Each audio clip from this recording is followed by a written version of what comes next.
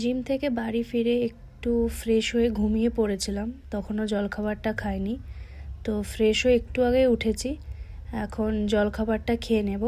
তো মা এখানে জলখাবার দিয়ে দিয়েছিল, তো জলখাবারটাই খাচ্ছিলাম। এমনি সারাদিন সেরকম কিছু কাজ থাকে না, তবুও যেইটুকুটা থাকে সেইটুকুটাই তোমাদেরকে দেখাচ্ছি। তো এখানে মা মাছ ভেজেছিল, গরম মাছ, তো বললো খাবি তো খেয়ে নে। তো কি মনে হলো আজকে যে না গরম মাছ ভাজা খায়, তো মায়ের কাছ থেকে তখন নিয়ে এলাম, তো মা দিল, এখন খাচ্ছিলাম সেটাই। এবার তখন দুপুরের খাবারটা খেয়ে নেব। তো দুপুরের খাবারটা খেয়ে নিয়েছিলাম, স্নান করে ফ্রেশ হয়ে ঘুমিয়ে পড়েছিলাম। কিছুক্ষণ আগে বিকেলে উঠেছি, তো মা বললো আজ আমি বাড়িতেই ফুচকা করেছি, তো সবাই মিলে খাবো ওই জন্য।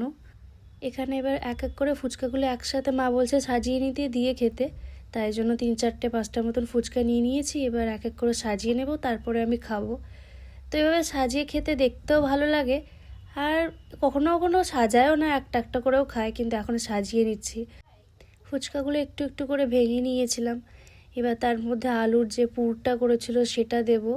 এবার মা এখানে দইটাকেও ফাটিয়ে রেখেছিল হালকা করে, তো সেটাও দেবো ভাবছি এটার মধ্যে। তো দইটাও দিয়ে নেবো, তারপরে তখন যে জলটা আছে ওটা মেশাবো। এবার যারা দই ফুচকা খায় তারা এর মধ্যে অন্যরকমভাবেও খেতে পারে, কিন্তু দই ফুচকা সেভাবে খাচ্ছিলাম না, এটা এমনি জল ফুচকাই ছিল, কিন্তু দইটা ছিল যেহেতু তাই এবার ফাটিয়ে দিয়েছিল। আর সারাদিনে সেরকম কিছু করার ছিল না, মাঝে মাঝে প্রচুর কাজ থাকে, আমার মাঝে মাঝে কিছুই কাজ থাকে না।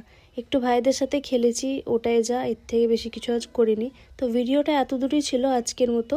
ভিডিওটা ভালো লেগে থাকলে একটা লাইক করে দিয়ে জানাবে কেমন হয়েছে ভিডিওটা।